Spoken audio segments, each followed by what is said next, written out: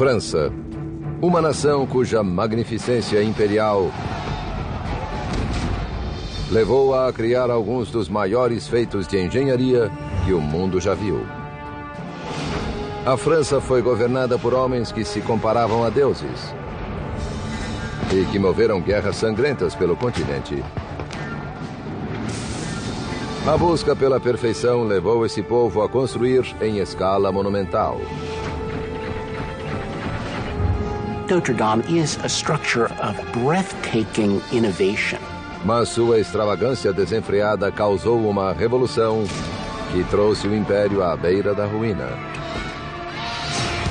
Desse caos emergiu um fabuloso conquistador. Napoleon was a force of nature. Seu objetivo era edificar um império como o de Roma.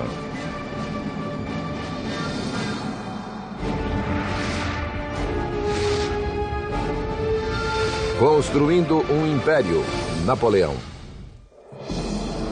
1163, Paris. Um exército de pedreiros trabalhando em blocos de calcário agita-se na Île de la Cité, uma ilha no meio do rio Sena.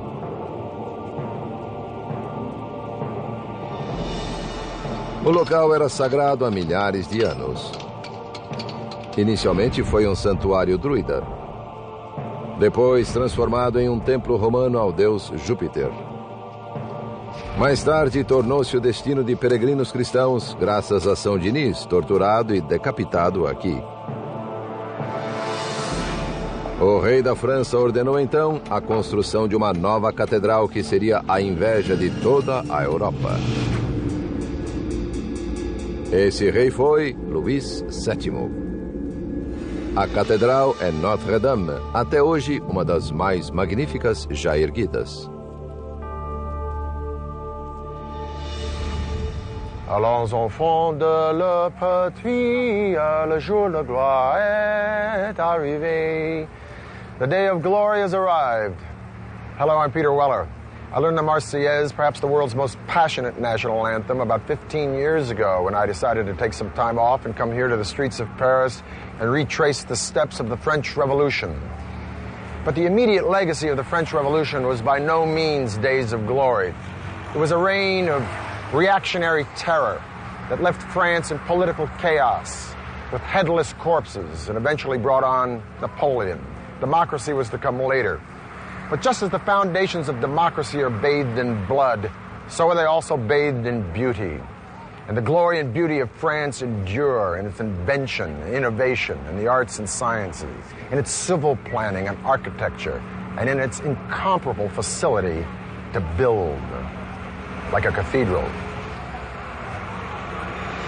The word cathedral does not just infer some big old church, generically. It's taken from the word cathedra, meaning seat. It is the seat of the bishop or the archbishop, the pope's representative in a particular parish or district.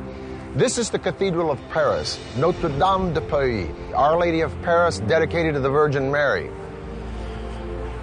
It ain't bad, is it? Matter of fact, it's probably the world's most famous church. Now, before this, in the early Middle Ages, churches were built in a style called Romanesque, using elements of real ancient Rome, like columns and capitals. Romanesque churches were short and fat and squatty, with big, thick walls, little bitty windows, barreled vaults, rounded arches. Even the Romanesque sculpture was austere and solid. But the churches didn't hold a lot of folks. And the Bishop of Paris, Maurice de Sully, not only wanted a church that would fill up with thousands, he wanted a church that would inspire awe. Maurice de Sully era um ícone cristão na França. Após anos de lutas sangrentas, ele e Luís VII quiseram consolidar seu domínio sobre as terras feudais francesas.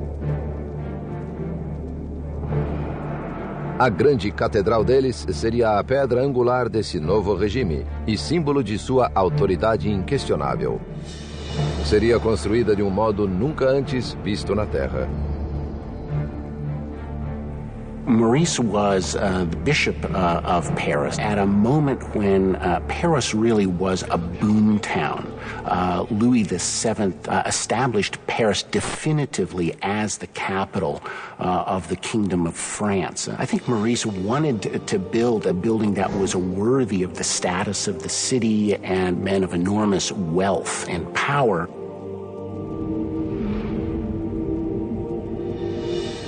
The 2 centuries from the 1100s to the 1300s that it took to build Notre Dame, from soup to nuts, is a period we call Gothic. But originally Gothic was a disparaging term. Isn't that always the way when the next generations don't like anything that came before? Gothic falsely meant of the gods, or barbaric. But Gothic is majestic, with tall decorative spires and thin lancet windows and round rose windows and stained glass, and huge, massive piers inside, wide naves. When you think Gothic, think vertical.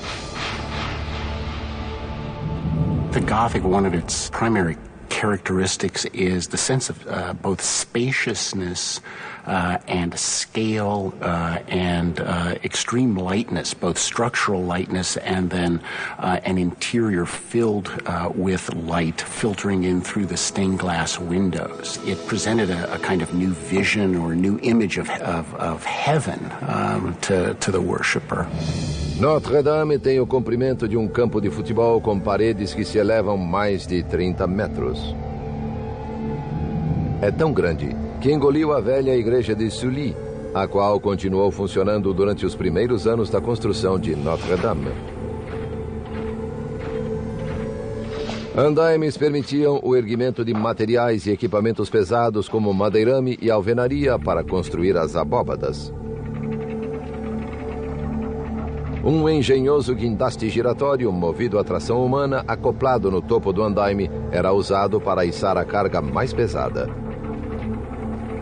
A man or two would have gotten in the wheel and essentially like a hamster hoisted the materials up. Para construir a catedral, milhares de operários despenderam suas vidas inteiras erguendo essas paredes.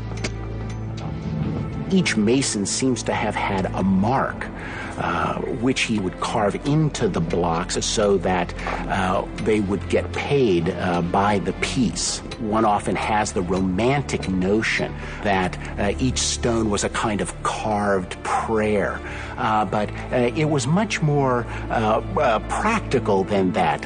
If there was no money, there was no work.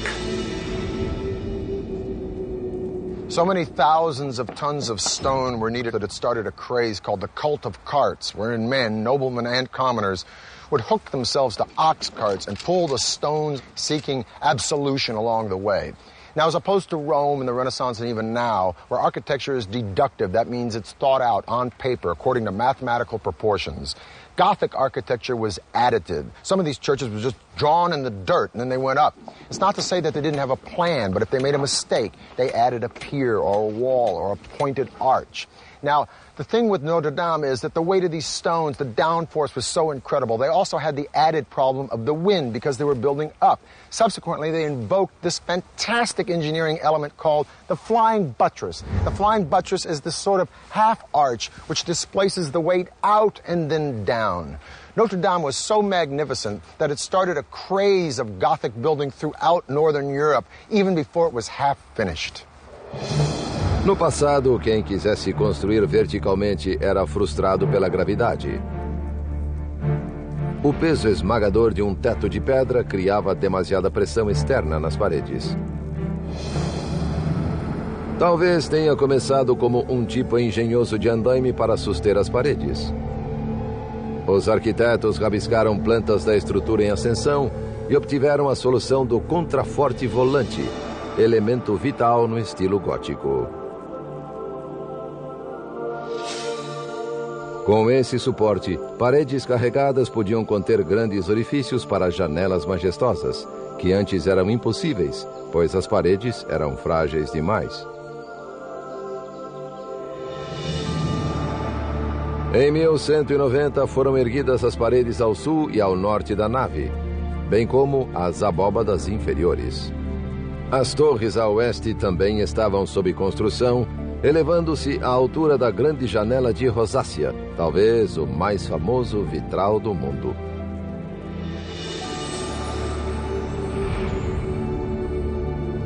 Em 1196, com a saúde debilitada, o bispo estava decidido a fazer de Notre-Dame a catedral mais extraordinária da Europa, mesmo que não vivesse para vê-la pronta. Maurice de Sully, in his will, left money for the roof of the cathedral, and through his generosity left his mark on his beloved church. A Catedral de Notre-Dame foi concluída em meados do século XIV, quase 200 anos após o início de sua construção. Era o símbolo de um império em ascensão. Sua grandiosidade e beleza prenunciavam o poder e a glória que estavam por vir.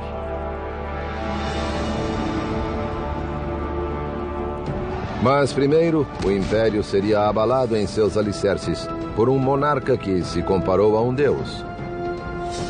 Cercou a França de fortificações espetaculares e construiu o maior palácio que o mundo já viu.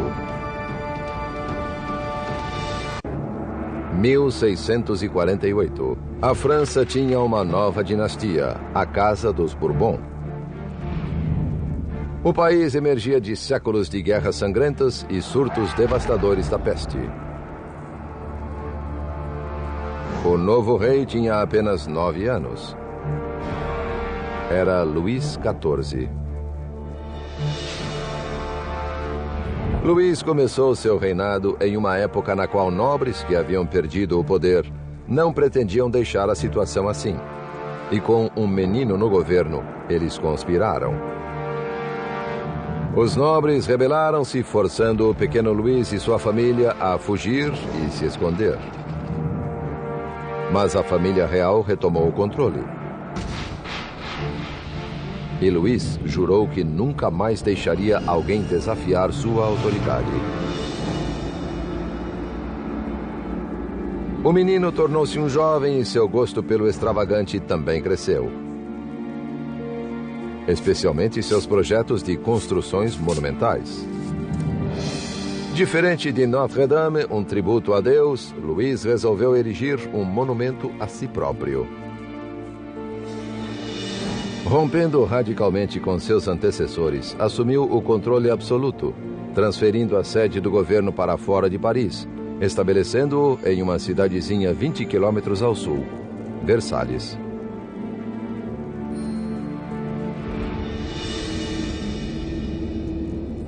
Em 1661, arquitetos começaram a trabalhar em um complexo colossal, que seria o centro nevrálgico do império.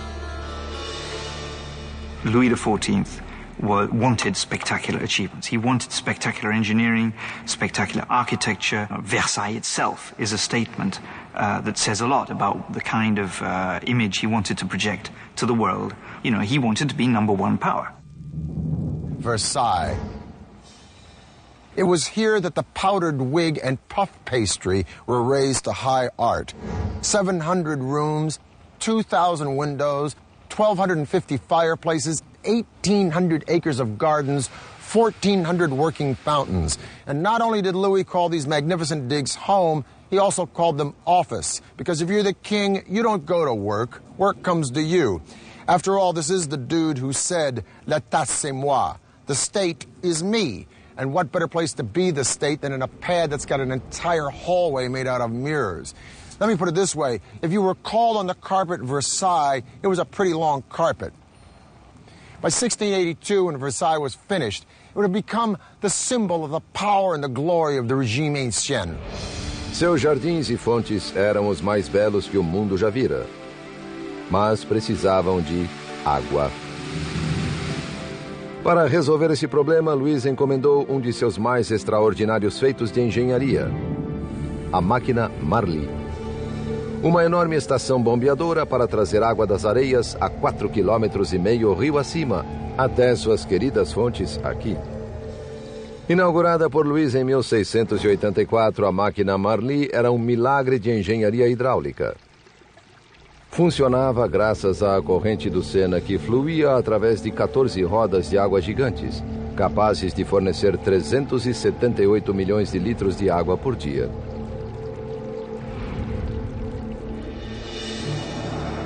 No seu entender, Luís transcendia a mera mortalidade.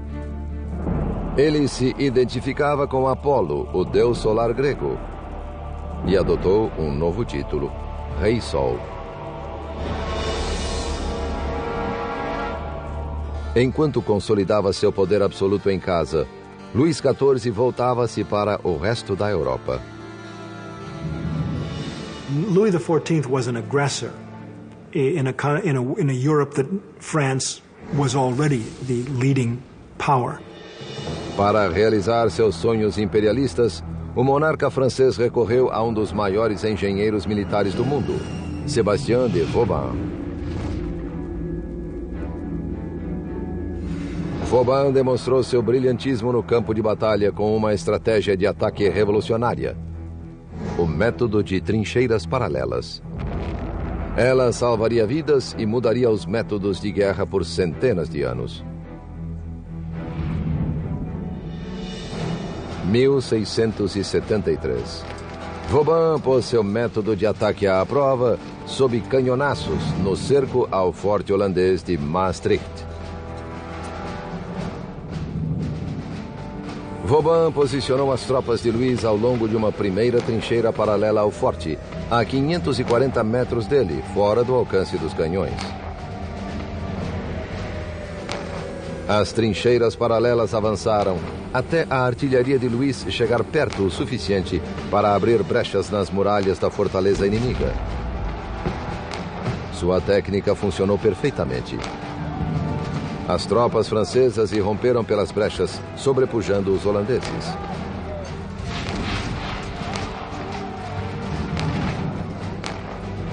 A estratégia bélica de Vauban levou a França de vitória em vitória, permitindo que Luís viajasse às linhas de frente, coisa muito arriscada para reis anteriores. Vauban offered him the possibility to be the winner at the war. The most beautiful attack of Vauban was the one where the king is here. Cada primavera, Luís liderava seu exército para cercar cidades fronteiriças, levando a corte consigo, inclusive sua rainha e suas amantes. A tática de cerco de Vauban ajudou Luís a expandir as fronteiras da França.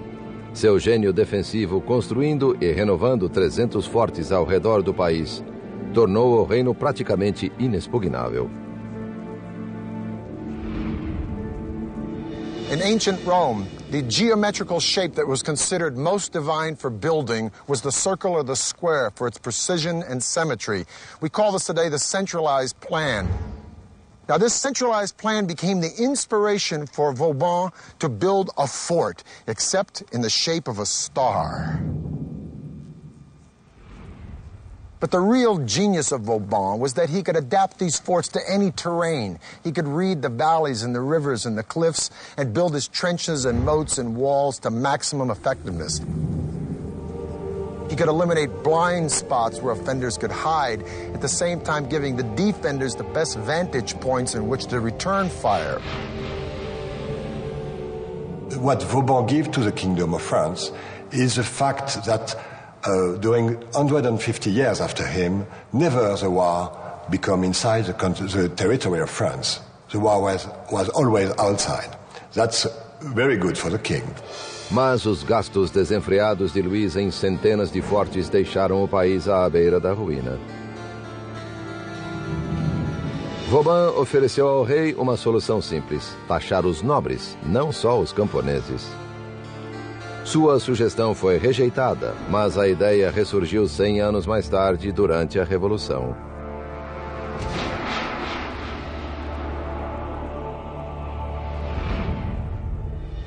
Mas, por enquanto, Luís XIV era o monarca mais poderoso da Terra. Com sua expansão europeia em andamento, ele tentaria dominar os mares com uma passagem ligando o Atlântico ao Mediterrâneo. Passagem que ninguém acreditava ser possível construir.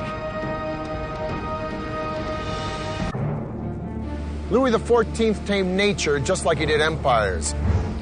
He pulled these parks and gardens of Versailles right out of a marsh. He spared no expense in diverting the rivers around Versailles to fill up these 1,400 fountains. But while these fountains were being designed, there was a salt tax collector named Pierre-Paul Riquet who had water dreams of his own. He dreamed of connecting the Mediterranean Sea with the North Atlantic Ocean with a waterway that would cut all the way through France.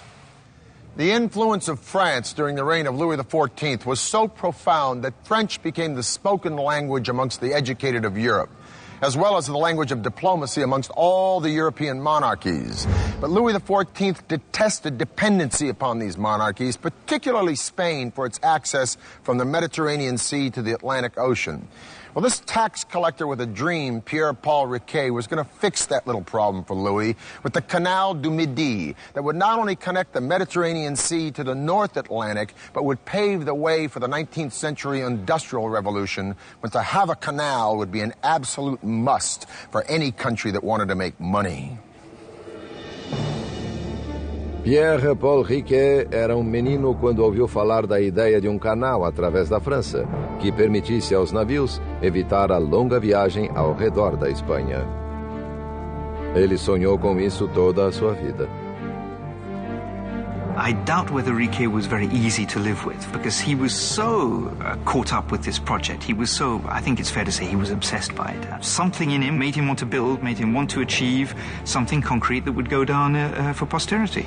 1662. Aos 52 anos, após arrecadar uma fortuna no lucrativo negócio de cobrar impostos para o rei, Riquet estava disposto a abandonar sua confortável aposentadoria e entrar na história da engenharia com uma solução genial para um dos mais vexatórios problemas arquitetônicos do século: como manter o canal repleto de água.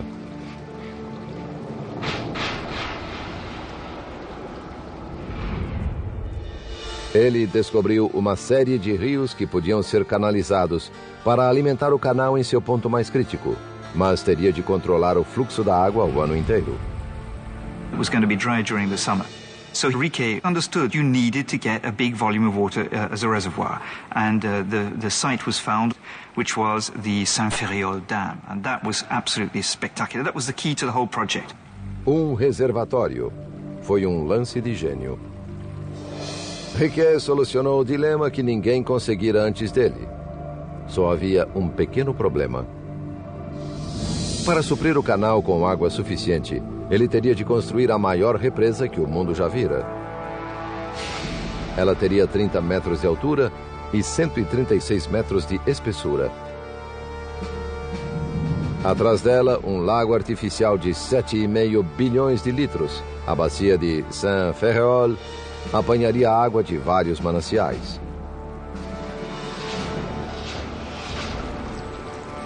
Funcionava bem no papel. Mas só havia homem no mundo com dinheiro suficiente para financiar o projeto audacioso de Riquet. Para chegar ao rei, ele precisava convencer o seu todo-poderoso ministro das Finanças, Jean-Baptiste Colbert. Riquet esboçou suas plantas e apresentou-as a Colbert. Este imediatamente reconheceu-lhe o potencial para fornecer receita e lucro para a nação. O passo seguinte foi convencer o rei, que gostou da ideia. O canal seria projeto grandioso, digno de seu reinado. Louis XIV acutely realized the potential of architecture to establish an image that would embody not only his personal authority and status, but also that of the Kingdom of France that he ruled. Mesmo assim, Riquet teve de empenhar suas próprias economias para custear 1/3 do projeto, antes da aprovação de Luís.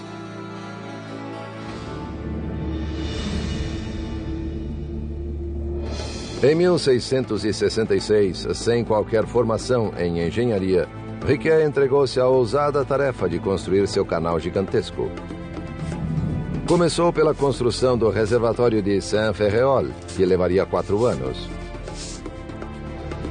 Com as obras do reservatório e do sistema de alimentação em andamento, a construção do canal propriamente dito começou em Toulouse, a 17 de novembro de 1667. Em janeiro de 1668, 2.000 operários já estavam trabalhando. No auge da construção do canal, Riquet tinha uma mão de obra de 12.000 pessoas, incluindo 600 mulheres, devido à falta de homens. Para assegurar uma força de trabalho grande e confiável, ele pagava bem acima da tabela, fornecendo alojamento, férias e dias de folga. He introduced an early form of social security. You know, there was such a thing as paid leave, which was absolutely unheard of at that time. So he was well ahead of his times, but he had to be able to implement the project in a decent time. Pouco demorou para que o projeto de Riquet e suas generosidades trabalhistas suscitassem críticas. Opositores do canal acusaram-no de gastar dinheiro para sua própria glória em um projeto fadado ao fracasso. Até Colbert começou a ter dúvidas. Em 1677, a construção, que já durava 10 anos, entrou em crise quando o canal se aproximou da encosta sul da Serra de Anserine. Riquet propôs outra ideia arrojada. Construiria o primeiro túnel para a navegação do mundo e o faria com explosivos. Quando a notícia do plano chegou a Paris, Colbert entrou em pânico. Ordenou que as obras do canal fossem suspensas e submetidas à investigação por especialistas. Se eles aprovassem, o sonho de Riquet seria realidade. Se desaprovassem, décadas de trabalho árduo iriam pelo ralo. E a fortuna de Riquet estaria aniquilada. 1677. O Canal du Midi, no sul da França, um dos maiores feitos de engenharia da história, estava à beira do desastre. Após 10 anos de esforço incansável, Pierre-Paul Riquet corria o risco de perder tudo. Quando se soube em Paris que ele planejava abrir um túnel em uma cadeia de montanhas, o ministro das Finanças, Jean-Baptiste Colbert, ordenou a suspensão das obras para investigar o que ele achava ser impossível.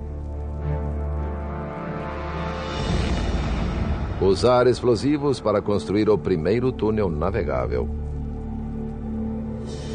O trabalho de toda uma vida e a fortuna de Riquet estavam por um fio. Colbert said, "We just don't believe you're going to succeed in this." And so Riquet, the story is that he increased the numbers of men and women working on the job, and that by the time the inspector came, I think it was 2 weeks later, they'd been able to get cut through and provide proof that the tunnel was feasible.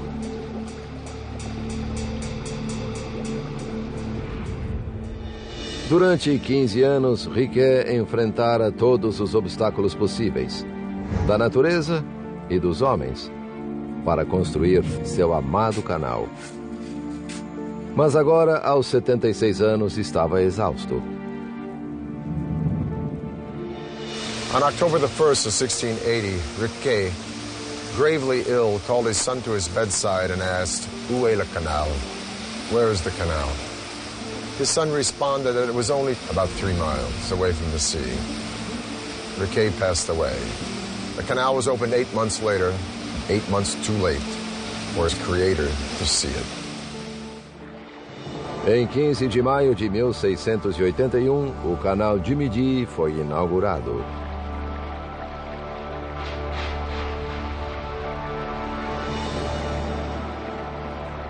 Canal du Midi is a masterpiece. The solution for transport by water in France is the best solution still today. And the Canal du Midi shows the way. O Canal du Midi foi apenas um entre dezenas de projetos construídos por Luís XIV em sua sede por poder e glória. Mas no fim do seu reinado, seu esbanjamento levara a França à beira da ruína. Seu governo autocrata e vultosas dívidas semearam a revolta, que germinou um século mais tarde.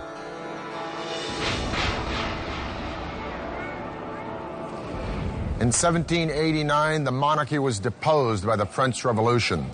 King Louis XVI and Marie Antoinette had their heads cut off in the Place du Roi. But the reign of terror would turn in on itself, and Danton and Robespierre and the other fathers of the French Revolution would either be murdered in their bathtub or die by the guillotine themselves. And out of this chaos would come a young, brilliant general from Corsica who would lead France into a new era of empire. 1795. Um oficial oriundo de uma pequena ilha no Mediterrâneo estava prestes a dar o primeiro passo rumo ao poder. A vertigem dominava Paris após 3 anos sangrentos que se seguiram à Revolução Francesa. O reinado dele cativaria a imaginação do povo francês e o lançaria no cenário mundial como um dos maiores conquistadores da história. Seu nome era Napoleão Bonaparte.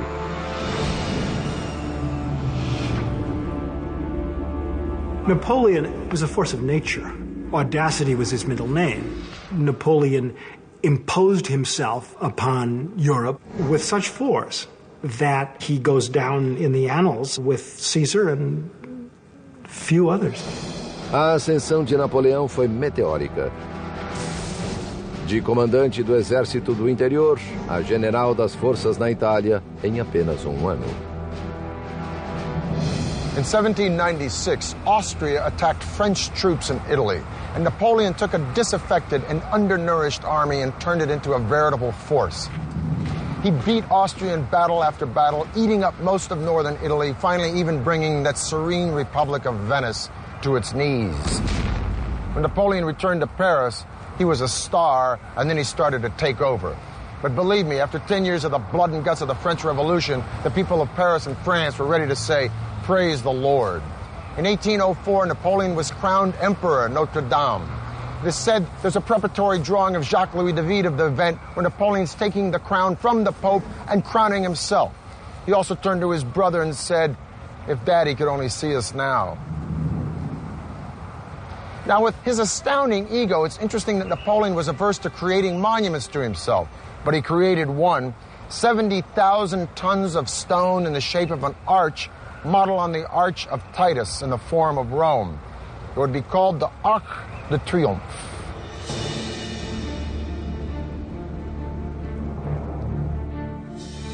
Em 1809, Napoleão escolheu o projeto do arquiteto François Chalgrin para seu Arco do Triunfo.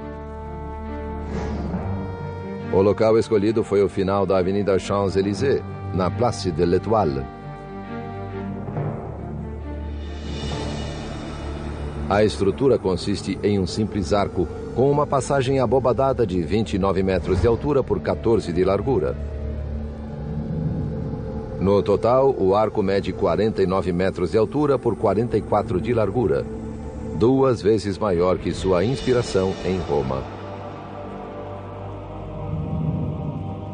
Na base dos pilares do arco existem 4 enormes altos relevos, celebrando as guerras revolucionárias e napoleônicas.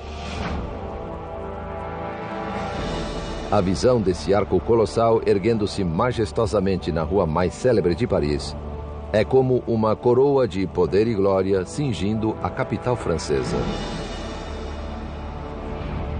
Napoleon was a self-made man, and that's in many ways what much of the revolution stood for, was that kind of brash individualism which took people's breath away.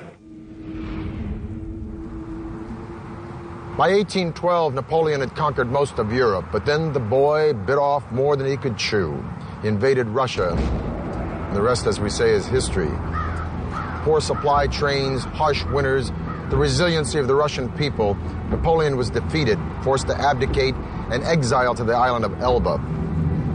But he escaped and enjoyed a short reprise of power we call the 100 Days, before he was defeated at Waterloo and exiled again, this time to St. Helena, and for good.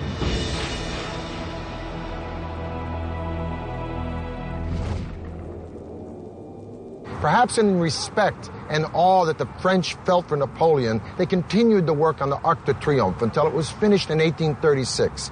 And the Arc de Triomphe would stand as the emblem of France until a wiry, bizarre skeleton of a building made out of iron would change the idea of an urban skyline forever.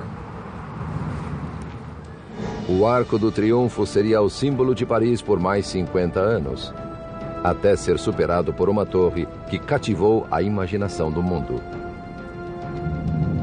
Em 1889, Paris construiria um dos monumentos mais memoráveis e arrojados da Terra, a Torre Eiffel. Nos anos que sucederam a queda de Napoleão, a França suportou 3 revoluções sangrentas em seu tumultuado afastamento de reis e imperadores rumo à democracia. A década de 1880 marcou o zênite do Império Francês, uma superpotência colonial que cobria 1/3 da África, a Indochina e boa parte do Caribe. A Exibição Internacional de Paris, em 1889, foi idealizada para comemorar o centenário da Revolução e estabelecer uma nova era de poder e glória para a França. O governo francês escolheu um grande chamariz para a exposição, uma torre épica de 300 metros, símbolo arrojado de otimismo e autoconfiança. The Minister of Commerce, Edouard Lacroix, saw it as a symbol of progress, where he said humanity gravitates endlessly upward. Um concurso de projetos avaliou 100 propostas, incluindo a da empresa de engenharia de Gustave Eiffel. Desde a década de 1830, engenheiros tentavam construir uma torre semelhante sem sucesso. A reputação internacional de Eiffel como excelente construtor de enormes pontes e estruturas colossais, bem como seu desenho elegante para a torre, garantiram a sua vitória. Mas a torre não agradou todo mundo. Assim que seus planos foram divulgados, houve clamor por parte de artistas e intelectuais parisienses. It was claimed that it was ugly, it was industrial, it was useless. It was a travesty to the Parisian landscape, which contained all sorts of wonderful classical structures. Today we take the Eiffel Tower for granted, but if you think about it in its time, this thing was pretty bizarre. Gustave Eiffel was about to transform the concept and appearance not only of a civil structure, but an entire city's skyline. This thing was going to be the forerunner of the skyscraper, and a lot of folks in Paris didn't dig it. Just like 100 years later, they didn't particularly like the pyramid from IMP in front of the Louvre. But with the Eiffel Tower, it wasn't just the city do-gooders, but serious architects and writers voraciously lobbied against it. Guy de Maupassant supposedly said, "I'll eat there because it's the only place in Paris where I don't have to look at the thing." A torre tem 299 metros de altura, a mais elevada estrutura até então construída pelo homem. Em janeiro de 1887, Eiffel deitou as fundações no Champ de Mars e na margem esquerda do Sena, e encontrou seu primeiro problema. Amostras do solo sob 2 pilares ao longo do rio estavam molhadas e moles, um sério obstáculo para uma torre de 7.000 toneladas. A solução de Eiffel? Uma inovadora forma de ancorar sua torre colossal. Para os alicerces do lado do rio, ele afundou câmaras herméticas de ferro, ou caixas pneumáticas, a fim de que operários pudessem escavar abaixo do nível da água até um leito sólido de rocha. Os alicerces foram assentados na diagonal, de modo que as 4 enormes colunas da torre exercem sua pressão em ângulos retos até os blocos de fundação. Eiffel demonstrou seu gênio inovador no desenho para os encaixes cilíndricos que sustentam as colunas. Em cada um, pôs um êmbolo hidráulico para alinhar as colunas, uma vez que fossem erguidas. Eiffel enfrentou então o maior desafio de todos: o vento. Sua solução seria vital para toda a futura tecnologia dos arranha-céus. Todos os grandes nomes da arquitetura no século XX seguiriam seus passos. Eiffel era uma autoridade em aerodinâmica de vastas estruturas. Mas mesmo ele estava construindo rumo ao desconhecido. Utilizou uma série de pilares com treliças precisamente calculadas com beiradas recurvas para mitigar os efeitos do vento. Projetou a torre de modo que nunca oscilasse mais que 10 a 12 centímetros na mais forte ventania.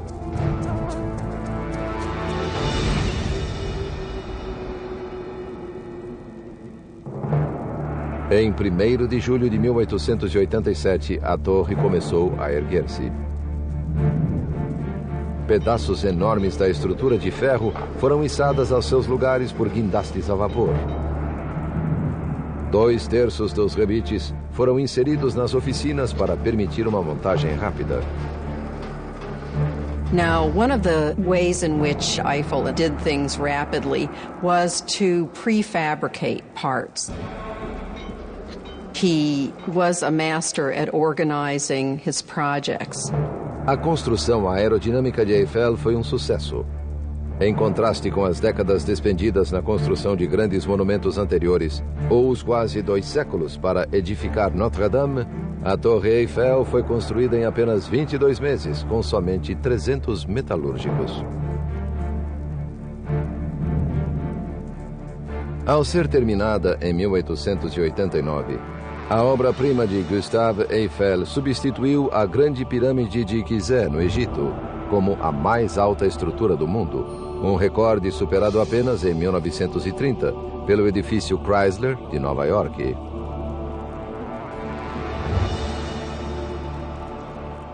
What's wonderful about the Eiffel Tower is that it so horrified the French for the first few years after it was built. It reflected French technological modernity, architectural audacity that did not lay well with some of the traditional elites. And today, it's now regarded as simply beautiful. On June the 21st, 1889, the Eiffel Tower was open to the world. Gustave Eiffel conducted personally guided tours for many celebrities and royals, including Buffalo Bill, the Shah of Persia, the King of Siam, the Prince of Wales, even Thomas Edison. Young women bought dresses called Eiffel climbers. The tower was the hit of the exposition, attracting almost 2 million people. Gustave Eiffel had financed almost 80% of the tower in exchange for the proceeds from all the concessions. He got his money back within a year, and the tower eventually made him a very rich man. The Eiffel Tower symbolized an ideal Republican society, that is, the towers made up of many small pieces that interconnect and mutually support each other, all people from all walks of life mutually supporting each other in a democratic government, holding up the republic and moving it forward.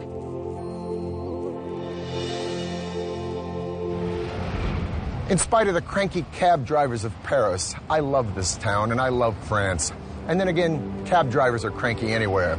If I could go back in time, a few things at the top of my wish list would be to hang out for a weekend at Versailles with Louis XIV, or sip a coffee with one of my own personal heroes, Victor Hugo, or watch Cézanne paint or Rodin sculpt. As it is, I'm quite content to take my coffee looking up at Notre Dame, or staring at the stained glass of Chartres Cathedral, or gazing up at the Eiffel Tower and wondering how in the heck did they get only 11 pounds per square inch at the greatest points of stress on that thing. The grace and the style and the sophistication of the French have persisted from Charlemagne right into the 21st century. How do they do it? Well, some say it's arrogance. Personally, I think it's confidence. Vive la France. For the History Channel, I'm Peter Weller.